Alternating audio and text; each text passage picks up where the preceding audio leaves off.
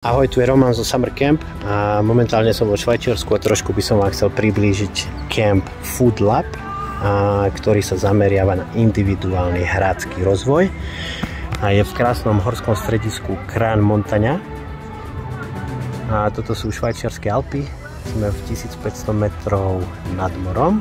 Toto je ihrisko, kde chalani trénujú. Camp má dve časti, camp je pre deti od 8 do 15 alebo od 15 do 17. Je to veľmi intenzívny camp, sú to dvojfázové tréningy, je tam videoanalýza, na konci decka dostanú nejaký rozvojový plán. A už máme po tréningu, ale dvaja tréneri, jeden je tam a jeden tu. Tréneri, ktorí celý deň trénovali s deťmi, si dávajú ešte individuálne hodiny kondičné bez chlapcov. A Food Lab založil pán Patrick Laspina, ktorý robil s Juventusom, s Olympique Lyonom. Olympique Marseille príde tento týždeň na tréning. Dokonca s chalanmi je tu Mbappého synovec. Mbappé mohol poslať svojho synovca asi na akýkoľvek camp, poslal práve sem.